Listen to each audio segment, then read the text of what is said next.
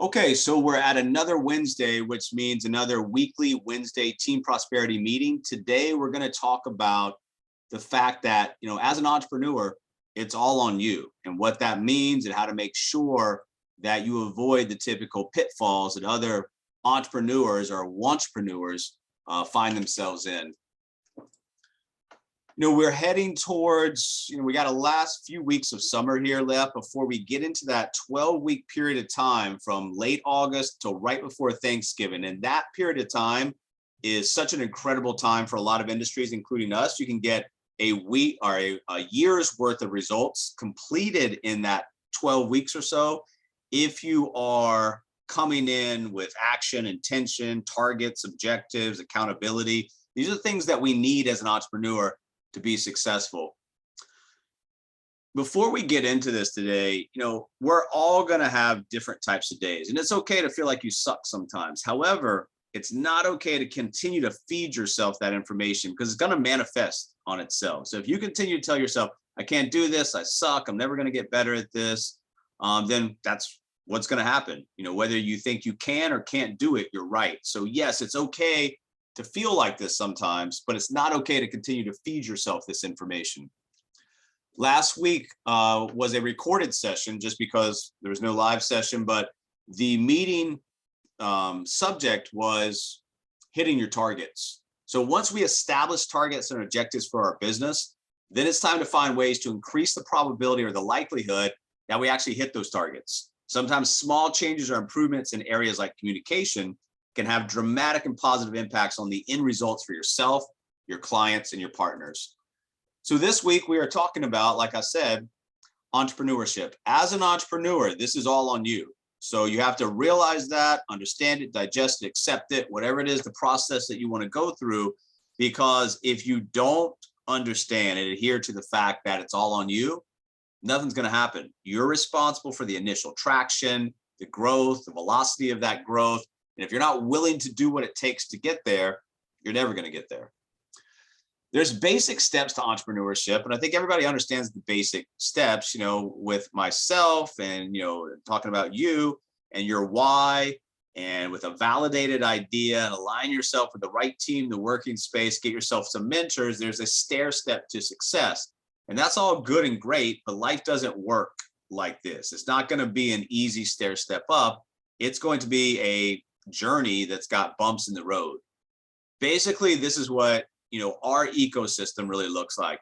You as an individual, as an entrepreneur, you're aligning yourself with an idea and an environment that helps create a process. But you can see that the performance from yourself as well as the performance from the environment are crucial. So if we don't show up and our environment doesn't show up, outcomes don't show up, at least positive outcomes. So you have to understand that you're part of an ecosystem, and where you are in that ecosystem and what you're responsible for, and how to grow a team, and how to grow what we call a portfolio of digital agencies nationwide that's going to give you the freedoms that you're looking for and working for.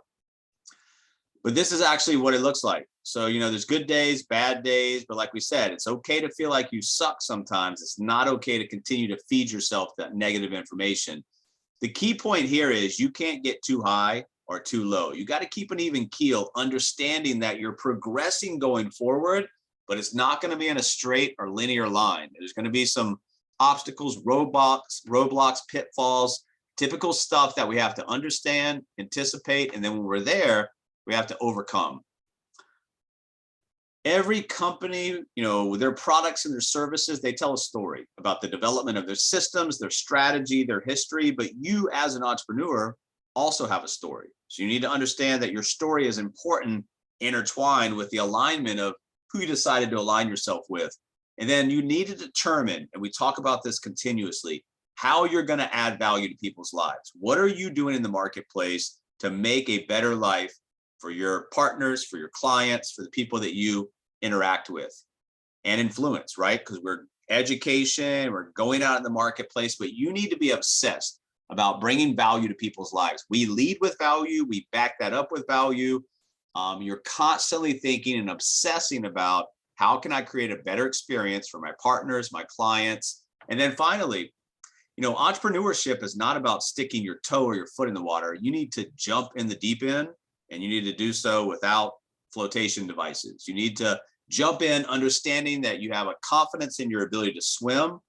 And you need to understand as an entrepreneur that you have to make, that jump. And if you don't take that plunge, and if you're constantly just sticking your toe or your foot in the water, you're never going to get to a place where the rewards of entrepreneurship are realized. The 1, 2, 3 stepping stone is you have to have a direction about where you're going. You have to have a crystal clear clarity about why you want to get there and how you're going to get there. And like we just talked about, the morale, you got to stay positive. Even on the worst of days, you got to find ways to stay positive. We're going to talk about some ways that we can stay positive during those times. But this 1, 2, 3 design creates a 1, 2, 3 outcome. And that outcome is the circle of freedom that we're looking for. That money creates independence. And then ultimately our business and our assets and what we do creates a legacy. You're going to get to this circle of freedom by understanding and doing some things. Number one, you have to be knowledgeable about teaching and learning. As an entrepreneur, that's a lifestyle. You have to be a sponge. You have to have, a thirst for knowledge, because as you're learning and as you're implementing, as you're trying new things, if they don't work, we cancel them. They do work, we continue them. But remember, the more you learn, the more you earn, the more you can create a generational opportunity for your partners, where it's easier for them to get to the end destination because you've trailblazed that path. Same thing with our clients. If you're constantly learning about how to bring more value, bring more education, bring more execution to your client conversations, just be obsessed about learning and teaching others. Also, you have to understand the future of both work and money. Well, what's the future of money? It's very simple. Financial wellness was a nice to have kind of thing in the past. It's imperative going forward. And you have to understand and help other people understand, if you don't have your finances in order, if you don't have a plan of action that creates control, peace of mind, you are going to get absolutely run over in the future of our economic environment. And then secondarily, you have to understand the future of work and why what we do and the way that we work creates efficiencies, creates advantages, and how to able to, talk about that in your conversation or communication that makes sense to other people. You also have to understand that you have to learn how to navigate the political landscape. That doesn't mean talk politics. That means understand the buzzwords of what's going on. Rising interest rates, rising inflation, market risk, all the things that people are probably worried about. And as you talk to them, yeah, I'm actually worried about those things. Well, great. Let's talk about it. Let's give you some education. Let's sit down with you. Let's help you understand how to get to where you want to go. And then you got to hone your story. Remember, the company has a story, but you as an entrepreneur have a story. And you've got to, if you're sitting there and you don't know your story, you need to work on it. And your story needs to be not so jumbled, it needs to be in a clear, concise, articulate way that makes sense, that helps people understand who you are, what you're all about, but most importantly, why you're doing what you're doing, why you're doing this in this industry, why you're aligning yourself with certain companies, and why you go out every single day and do what you do, which is the mission of changing the financial landscape of this country. And then you need to have a clear strategy. One of the biggest pitfalls for an entrepreneur is not having a clear strategy. You understand kind of, generalizations about where you want to go and what you want to do, but there's no clear strategy. And without a clear strategy, when you go to execute that strategy or plan of action, there's going to be huge holes in that. So a clear strategy is a must if you're going to be a successful entrepreneur and have an opportunity to create that circle of freedom. You also need to leverage strong business assets. There's company assets, we have team assets, but a lot of people don't leverage the business assets. And these assets are there to make it easier for you to, to organize and communicate and effectively have things in order, because disorganization as an entrepreneur, it's really hard. So we talked about one of the keys of an entrepreneur is you have to be organized. And part of that is understanding that you have business assets, technology that will help you, organization, automation, marketing, whatever it might be. If you're not leveraging your business assets, it goes back to what we were talking about earlier, which is you're unwilling to learn and implement new things. And if you're unwilling to learn, no one can really help you. And then you've got to, like we just talked about, understand that your partners and your clients are a huge asset for your business. You need to prioritize relationships not with all clients and partners. Just because somebody needs or wants your time, that's not the criteria. It's who actually deserves your time. So when you're looking at, organization, time management, you got to prioritize the relationships, but also understand that people have to respect your time. And one of the ways they do it as a partner is by giving effort. If they're constantly needing your time and they're giving no effort, that's no return on your time investment. Same thing with the clients. If you're constantly working with clients, they're not taking the action steps, they're not doing what they're supposed to do, at some point, they haven't held up their end of the commitment. And then you need to measure and share your impact. Of course, measuring is the part of accountability to make sure we're heading in the right direction, making sure we're getting things done. But one of the things, especially in the financial industry, that's really hard is a lot of people, when they go to share their impact, they get torn down. They get beat up in the marketplace because the financial industry is, it's kind of sharkish because everybody's trying to tear each other down. Few people are trying to build each other up. Everybody's just going at each other for, the clients. But at the end of the day, you have to understand, if you're going to share your impact, if you're happy about what you're doing for your clients, and you're going out there and sharing that, and it gets any type of negative feedback in the marketplace, great. That means you're doing something right. If you're not doing anything, you're not going to get any negative feedback. So understand the marketplace as a whole, the engagement that you get back from sharing impact, it's going to be a mixture of positive and negative, but understand that can't please everybody. And that impact that you're sharing might touch somebody to the point that, hey, that sounds like something that I would want to learn about. Let me reach out to this person. As an entrepreneur, you've got to ask yourself some questions, and you have to be honest with yourself, because getting through a lifestyle like entrepreneurship is a battle. And once you understand that you can win this battle, you have to have clarifying goals. And this is the same exact stuff that's repeated over and over again. The same stuff we want from our clients. Where is it that you're trying to get to? Where do you want to go? That's a clarifying goal. That's like a vision, right? What is it that I'm trying to accomplish? And then secondarily, the setting strategy. How am I going to get there? Same thing we're talking about with the clients. Once we identify the end point of where we want to go, now the next step is, how am I going to get there? And then finally, the question that you got to ask yourself, and this is probably one of the most important questions in building and recruiting, is the execution of the strategy. Can I do it? Can the person I'm talking to do it? Because if not, then all the other tools, the infrastructure, the help that we offer is meaningless. If somebody, like we just talked about, if they think they can or they think they cannot do it, they're going to be right. And then tips from successful entrepreneurs, people that have trailblazed the path, people that are entrepreneurs that are making it happen. What do they really give as far as advice and tips? Well, number one is realize that you're not alone. Now, that's not contradictory to what we're talking about today. We said as an entrepreneur, it's all on you, but realize you're not alone. There's plenty of entrepreneurs out there. There's plenty of people out there that are trying to become entrepreneurs. Whether it's internally within this company and this team, or whether it's externally, realize you got a lot of support out there, and you can read about other people's journeys, you can learn from other people, but realize that even though it's all on you, you're not alone. Also, you've got to learn that, in those days or periods of time where things get a little tough and rough, you can revert back to what we call the rainy day file. And that's basically just a file that you compile. Like if you got an email from a client where they are so thankful for what you've done, and they're so hopeful about the future, put in the file. If you have a really good day where things are going well, and you made whatever, the rainy day file is supposed to be compiled of positive things that are happening in your business. So as you have one of those days where things aren't going real well, go back to that rainy day file and understand that you're doing good, you're making progress, you're making impacts, and that'll help pull you kind of out of that hole that you're in.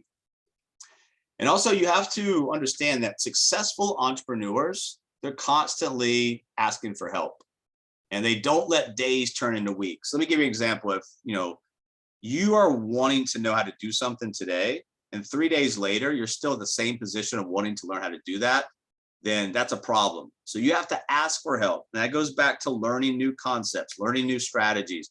You constantly have to ask for help. And you can't just sit there without the answers. You can't let those days turn into weeks, because weeks turn into months, and months turns into you quitting. Another tip is the roller coaster continues constantly. Entrepreneurship is an up, down. It's not a linear straight line. We've talked about this before. Just understand and anticipate that the roller coaster is going to continue. As you're out there prospecting, whether it's on the client or partner side, you have to understand that, are you an entrepreneur or a wantrepreneur? Because the reasons that you would not be an entrepreneur are some ways that you can help disqualify in the recruiting process. So number one, you like to stay in your comfort zone. Remember, comfort zone is a great place to stay. It's very comfortable there, but there's no growth there. And an entrepreneur is constantly in search of growth. So if you've got somebody that, for example, has an employee mentality, that's not going to transfer to entrepreneurship. If they want to stay in their comfort zone, that's not going to transfer to entrepreneurship. Understand that you have a certain type of persona that you're looking for, and that you need to make sure that you're bringing in the right people. Bringing in people into an organization, an agency, just for the purpose of bringing them in is a disaster waiting to happen. You have to bring in the right people. That time that you're invested on the front end has to have a return. Another reason that somebody would not make it as an entrepreneur is they have unrealistic expectations of what the financial outcome of this is going to be. It's not a path to quick money. A path to quick money is something like the lottery, and good luck winning that, right? So you have to understand that this is a process. You have to, trust the vision, hold the process, and then you have to make sure that you understand this is a journey. So when you're talking to somebody, if they think they're just going to come in, start an online business, as money's going to start shooting out of their computer, that's an unrealistic expectation. And that's not somebody that you want to bring into the organization, because unrealistic expectations yield people that, get into that valley of despair and the cycle of emotional change, and they always end up quitting.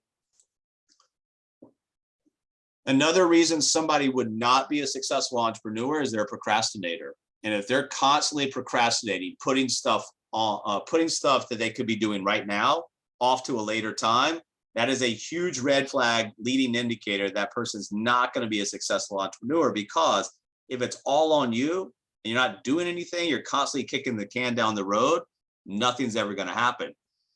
And then you also don't know how to create an effective marketing strategy. That doesn't mean that coming in, you have to know everything. That means that over a brief period of time, as you're trained and we lay this foundation out for you, that you understand who's in your persona, where are you finding that individual, what is the message that you're giving to that individual that's going to resonate and have them raise their hand? Yes, I would like more information. Yes, I would like that education. You can't think of any problems to solve. Remember, we have great education, superior technology. We are solving a big problem. But if you look at this and you think, I'm not really solving a problem, I'm not bringing a solution to the marketplace. If you don't believe in what you're bringing to the marketplace, you have zero ability to be able to help other people through the typical psychological objections that hold them back from doing something that would benefit from them. I always tell people, if you don't believe in the products and services that you're selling, you have zero chance of being successful. And you make a lot of plans, but you don't act. So this is constantly what we hear. It's kicking the can down the road. Hey, when I get my car fixed, I'm going to dive headfirst into this business. I got my house up for sale. I got to move. As soon as that's done, going to be hitting it hard. I've got to pay these few bills. As soon as I get past them, they're weighing on me. I'm going to really get into this business.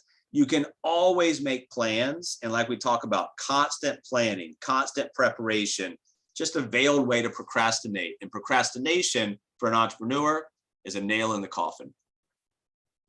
You get along with everybody. This doesn't mean that you have to be an a-hole out there in the marketplace and argue with people. I don't recommend that. But you sometimes, as an entrepreneur, whether you're talking to a partner or a client or a prospect, you have to let them know, what you're doing and the way that you're operating is not going to get you where you're going. Sometimes we have to be, that person as a coach, not always telling the players exactly what they want to hear, telling them what they need to hear. Same thing here, partners, clients, you need to tell people what they need to hear. Don't gloss over it. If they get upset, that's their interpretation of you trying to help them. There's nothing you can do about them.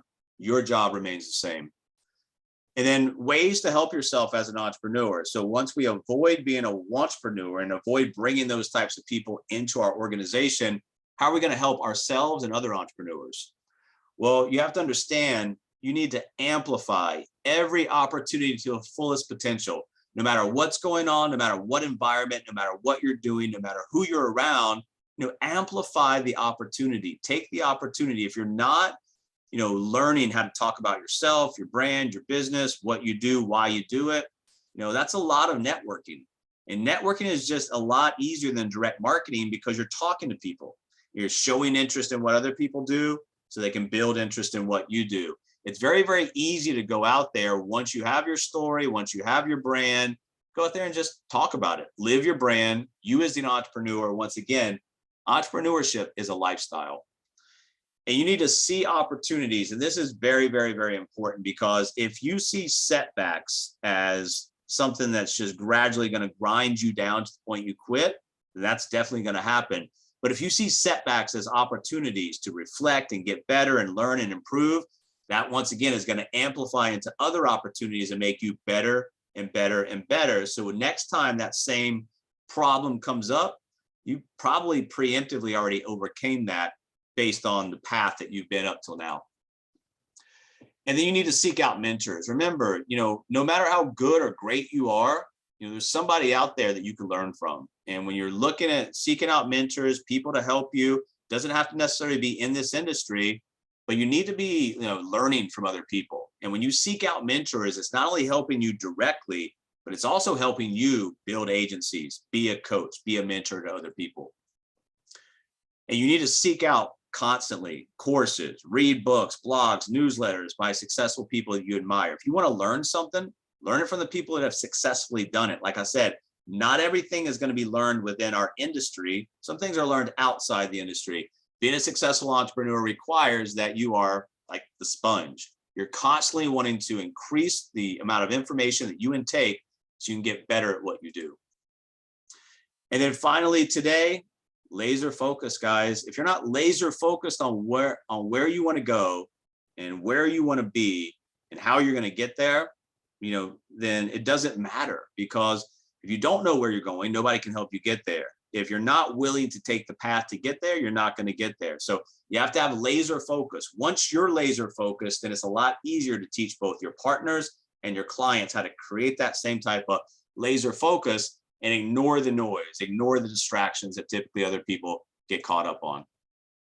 So that's what I wanted to cover today. We'll continue to every week work more and more on you guys' business. We'll post this in the Facebook group, the YouTube channel.